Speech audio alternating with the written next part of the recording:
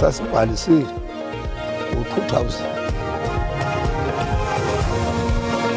emveni masibhalise ngo-2000 samane sosayiniswa phaa sayiniswa ntoni.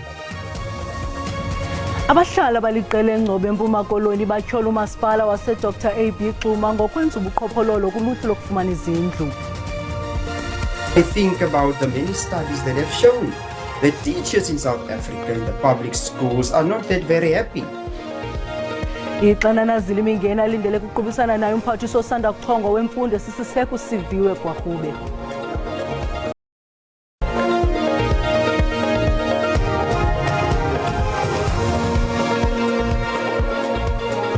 Molweni makhaya, khongozelani uvimba esinilungiselele wona ngokuhlwanje. Abahlala baliqela base-Extension 11 eNgcobo eMpuma Koloni baphantsi phezulu nesityholo ngakumasipala wasekuhlaleni wase-Dr AB Xuma kurhoxisa izindlu ezingama-800. Ababebhalisile banyanzelisa ukuba bafakwe kuluhlu kwakhona. Abanye abahlali baseNgcobo oko belinde izindlu isithuba esingaphezu kwama-20 eminyaka bephila ngamabona ndenzile. Sasizibhalise ngo-2009 izindlu. Oko sihleli silindile. Sade sanesicelo sabantwana njengoba sesingakwazi ukuhamba thina. Sanesicelo sabantwana masibe ngabo abasihambelayo abantwana. Ezezindlu ezo sibhaqe sezicinyiwe ezinye. Sasibhalisile ngo-2000 emveni masibhalise ngo-2000 samane sosayiniswa phaa asiyazi uba sisayiniswa ntoni. Into azimane sosayina phaa and apho sasisuka khona umasipala wasisusa apha azosibeka apha wayesithi uzokokha apha akukabonakali izindlu nangoku. Ukanti abanye abaselungelweni lokuba ngabaninimzi bangamaxhobe entlekele abayivisisi ncam kwale yokuba umasipala esithi abafumaneki xa bekhangelwa. Ndatshelwa indlu ngo-2016 nge-15 ngomgqibelo. Tshaya phela yonke into yam endandinayo emzimbeni, impahla kwa-i-ID kwatshaya yonke into. Uripota kwamasipala, umasipala wathaya wandibhalisa yonke into kodwa ndanikwa ingubo nje yanye ndafota kwabe kugqityiwe akho into ingenye ndayifumanayo. Umasipala iDr AB Xuma ufuna abahlali abachaphazelekayo bazifake ngokutsha izicelo zabo zezindlu. I-approva iprojekthi leyo emva kwexesha elide kakhulu. Iprojekthi lena xa inexesha elide kubalulekile into yoba kuqondwe into yoba ingaba abantu basekhona na, kuba sine-experience yento yoba kuthi izindlu xa sezizakhiwa ufumanisa into yoba abantu bazo abasafumaneki. Lo gama erhuqa inyawo inkqubo yokwakhelwa kwabo baya bephelelwa lithemba bona abahlali lokuba bayakuze bazifumane izindlu. Kwiindaba ze-SABC ndingufundiswa Mhlekude eNgcobo. Iqonga loluntu iPortuguese Forum kweli lithi lixhalabile ngokuxhwilwa kwandayo koosomashishini bamaPhuthukezi ze kunyanzeliswa isixamali ukuze bakhululwe. Kule veki nje kuphela amapolisa ahlangula oosomashishini ababini bamaPortuguese. Omabini amaxhoba afunyenwe ekhonkxo kwiindawo ezahlukeneyo eSoweto. Amapolisa athi kwezi nyanga zintandathu bali-12 oosomashishini abaxhwilwe kwanyanzeliswa imali kuquka abafundi abathandathu. Lenhlangano sithi ke isimo simanzonzo kanti nabantu balalo benyoni ngenxa yelezigameko zokuthumba. It's tragic as to what is happening and it's affecting the families in a terrible way. And what the forum is about is trying to recover the victim through the police. But most important of all is supporting the families whilst the person is kidnapped. But it's not been taken well by the community. Phezulu siqhubeka sithi ke akulula neze ngisho kulabo abebethunjiwe ngoba bahlala ngabodwana abanye babo abafuni nokukhuluma nabantu ngenxa yalomshophi obavelele.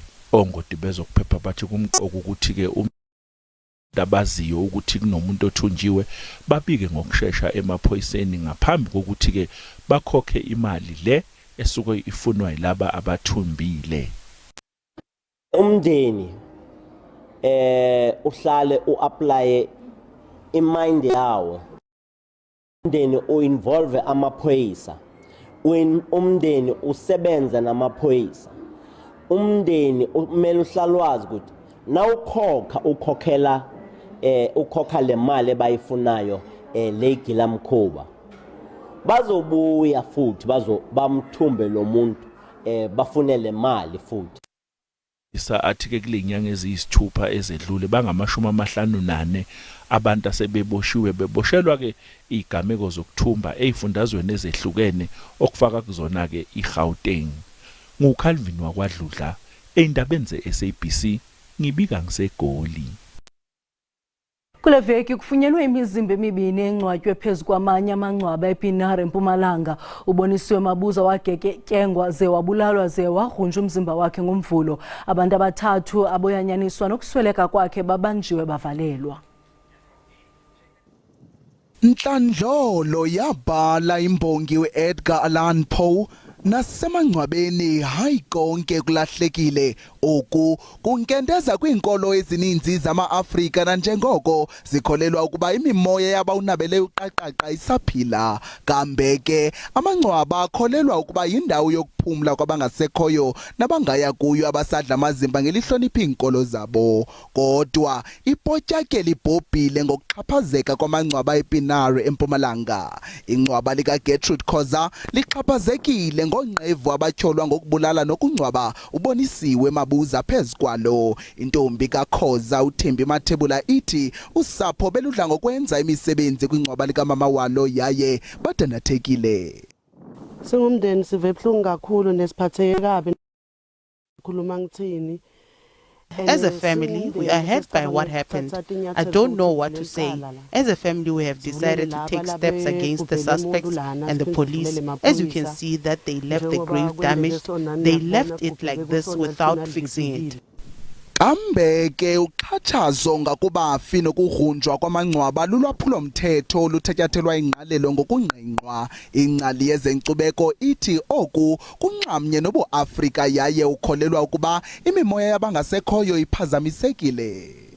Kananjalo uGqirha Lubisi uvakalise ukuba abo bangcwatywe phezu kwamangcwaba wabanye badinga ukuthatyathwa bafihlwe emangcwabeni wabo ngokusesikweni.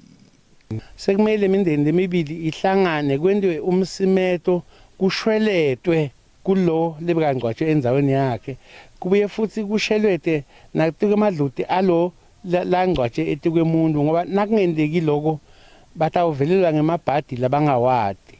Ukanti ke abatyholwa balindeleke ukuba bajamelane namatyala wokuphula umthetho ngakubafi namangcwaba nokungakhatshwa zizigwebo eziqatha. Abahlali be-CPF yaseTilden ephunzana ngaseMount Coke eMpuma Koloni baqubisana ngqo nolwaphulo mthetho oluquba kule ngingqi. Eliphulo liquka ukufundisa ulutsha ngobungozi bolwaphulo mthetho, ukusela utywala nokusebenzisa iziyobisi. Le CPF bibamba inkqubo yokulwa nolwaphulo mthetho kule ngingqi. Inyathelo lokuqala ekuzuzeni ilali ngenalwaphulo mthetho. Abantwana abaphakathi kweminyaka elishumi nabaneshumi elinesixhenxe bafundiswa ngobungozi bokusela utywala, ukusebenzisa iziyobisi kwanokwaphula umthetho. Lokama abantu abadala bafundiswa ngobungozi bokuthathela umthetho ezandleni zabo.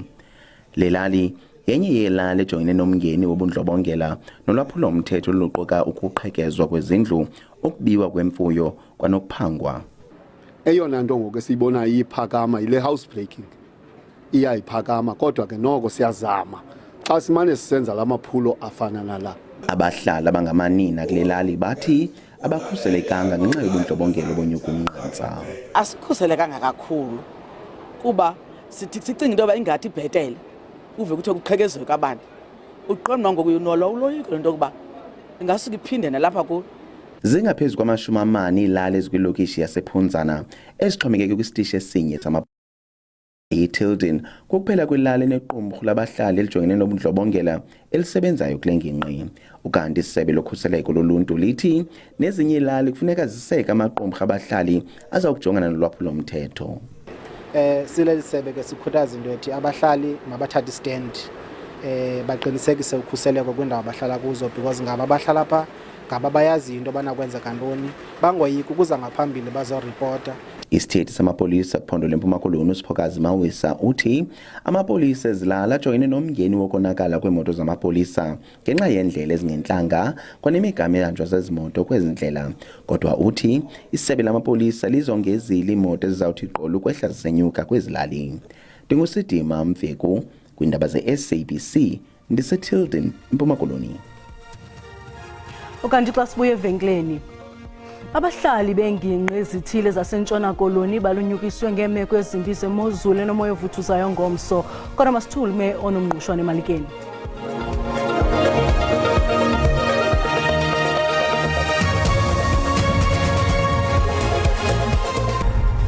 Sinamngele kwakhona sikwabhodisana kwabo basandula ukungena usabukele indaba kwijelo SABC1 sisiza ngqo kwikomkhulu le-SABC e-Auckland Park eRhawutini. Uyakwazi ke ukuzibukela kwakhona izindaba kwijelo le-YouTube ngokuthi SABC iindaba zesiXhosa. Make siphinde ke sithi rhwaqu kwinqaku lethu eliphambili ngobubusuku. Abahlala baliqela base-Extension 11 engcobo empuma koloni baphantsi phezulu nezityholo ngakumasipala wasekuhlaleni wase-Dr. AB Xumba kukurhoxisa izindlu ebesezibhalisiwe ezingama-800. Umphathiswa osanda kuchongwa wemfundo esisiseko uSiviwe Gwarhube ukhokelelo nasebe lingumngeni eMzantsi Afrika iziphumo ezimbi ukuyeka abafundi ingxinano kumagumbi okufundela yeminye nje yemingeni. Ugwarhube uyibeke mhlophe ukuba seyiyonke nje inkqubo yezemfundo idinga inguqu kwaye iza kudinga intatho-nxaxheba yabo bonke ababandakanyekayo. Enye ingcali elana neembono zikaGwarhube. Iqondo eliphezulu lokukhalala kwabafundi, isikolo, ingxinano kumagumbi okufundela nohanjiso lwezixhobo olungafaniyo kwizikolo yeminye nje yemingeni eqhoqa inkqubo yezemfundo kweli loMzantsi Afrika. Ukongeza, uninzi lwezikolo zizinze kwindawo ezingathathi ntweni elizweni. Umile ke umbuzo, likuxhobele kangakanani isebe lemfundo ukuvelisa imfundo esemgangathweni? Are we going to get closer to our dream since democracy, which we fought for and we frame it, people's education?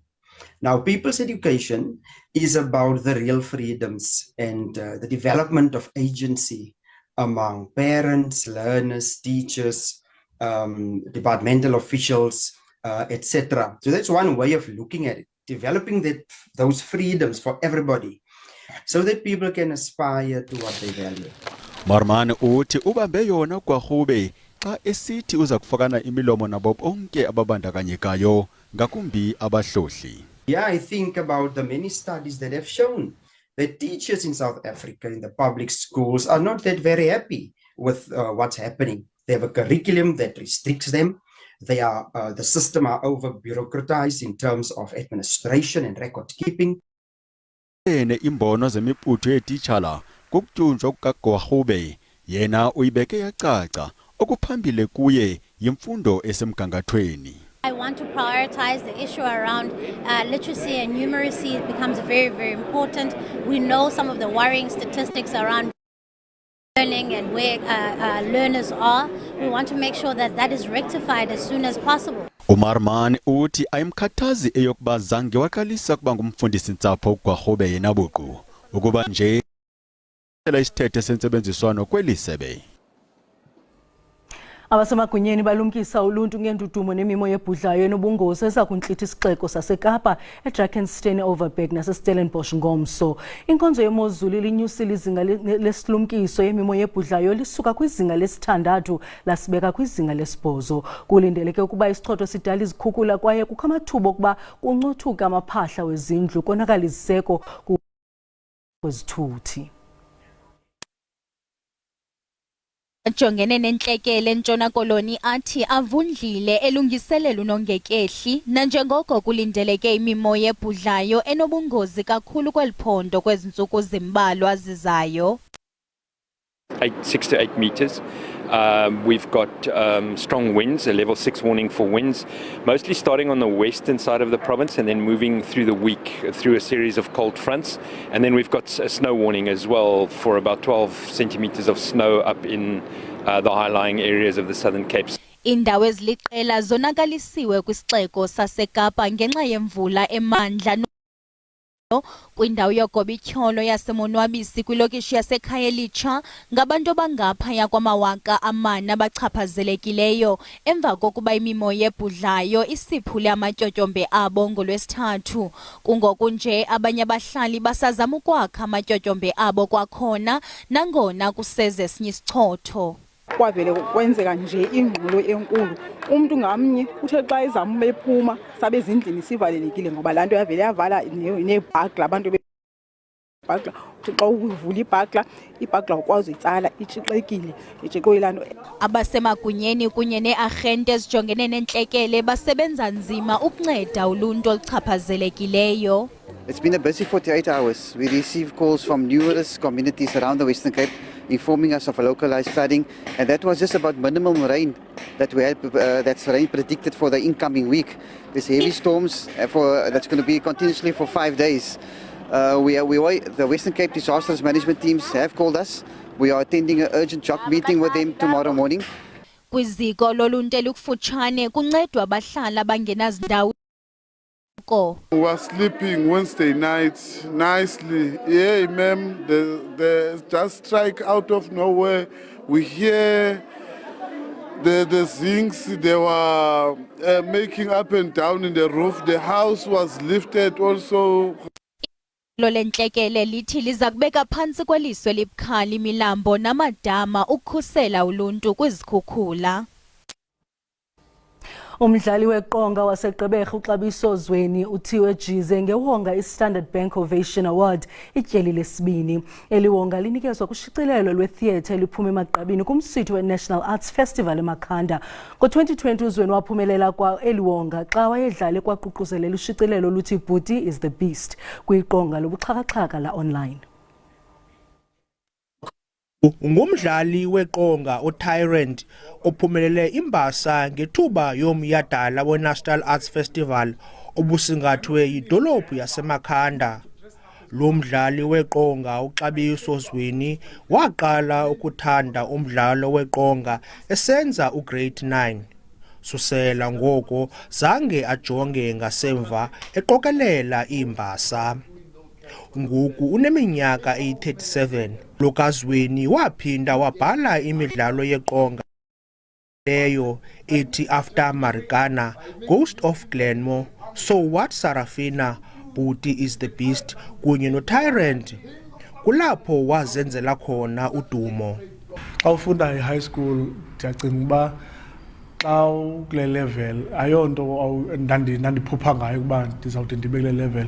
Eyona nto ibalulekileyo ngelaa xesha kukuperforma, ukuba phambi kwabatshana bam esikolweni other people ndiperforme kube mnandi. Lo mdlali weqonga sele esuka phesheya kolwandle kuquka ilizwe laseJamani. Ndiyavuya kakhulu ubhuti wam, ndiye ndichulumance xa oogxa bam nabantu abasiphetheyo ababonayo umsebenzi esiwenzayo singabadlali beqonga. Kuba kaloku apha kule country yethu apha South Africa eyona nto ijongiwe ngumculo kakhulu. Sithetha nje uthi ufuna ukusebenzisa isakhono sakhe ekufundiseni abafundi ezikolweni kule ngingqi yaseNelson Mandela Bay.